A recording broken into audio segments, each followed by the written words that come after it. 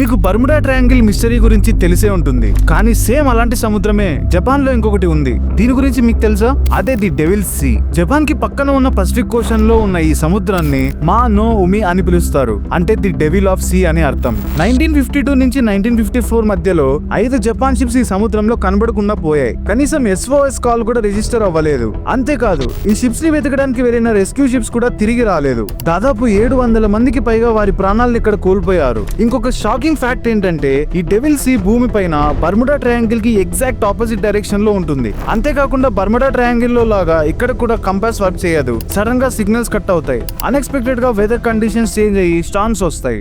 Japan లోని local legends ప్రకారం అక్కడ ఒక ఏన్షియంట్ అండర్ వాటర్ కింగ్డమ్ ఉందని, అక్కడ సీ డ్రాగన్స్ అండ్ డెమోన్స్ తిరుగుతుంటాయని, వాటి ప్రెసెన్స్ ని హైడ్ చేయడానికే ఈ సడన్ స్టార్మ్స్ అండ్ ఫాగ్ ని క్రియేట్ చేస్తుంటాయని నమ్ముతారు. ఈవెన్ అక్కడ చేపలు పట్టే వాళ్ళు కూడా పెద్ద పెద్ద షాడోస్ అండ్ క్రియేచర్స్ ని చూసామని, తెలియని భయంకరమైన గర్జనలు విన్నామని చెబుతారు. అప్పటి నుంచి ఆ ప్లేస్ ని కంప్లీట్ గా అవాయిడ్ చేసేశారు. ఇవన్నీ చూసిన జపాన్ గవర్నమెంట్ 1950s లో ఈ ప్లేస్ ని రెడ్ జోన్ గా ప్రకటించి ఆ సముద్రంలోకి ఎవరూ వెళ్లకూడదని హెచ్చరించింది. కానీ సైంటిస్టులు ఇది అండర్ వాటర్ వాల్కనో ఎరప్షన్స్ జరిగినప్పుడు మరియు ట్రాప్ అయిన మిథేన్ గ్యాస్ ఒక్కసారిగా ఎక్స్ప్లోడ్ అయినప్పుడు అక్కడ సీ వాటర్ డెన్సిటీ తగ్గి షిప్స్ ఒక్క ట్రేస్ లేకుండా కంప్లీట్ గా సింక్ అవుతాయని అంటారు. అండ్ అక్కడ ఉన్న స్ట్రేంజ్ మ్యాగ్నెటిక్ ఫీల్డ్ వల్ల కంపాస్ వర్క్ అవ్వకపోవడంతో సైలర్స్ డైరెక్షన్స్ ని తప్పిపోతుంటారని చెబుతారు. వీటన్నిటికీ సమాధానంగా సైంటిస్టుల దగ్గర ఎక్స్ప్లెనేషన్ ఉంది. పురాణాల్లో కథలు ఉన్నాయి, కానీ మనందరికీ తెలిసిన ఒక భయంకరమైన నిజం ఏంటంటే, ఇప్పటికీ మనం జస్ట్ 5% ఆఫ్ ది ఓషన్ ని ఎక్స్ప్లోర్ చేయగలిగాం. కానీ మిగిలిన 95% ఏముంటుందో ఎవ్వరికీ తెలియదు. సో మీరు చెప్పండి,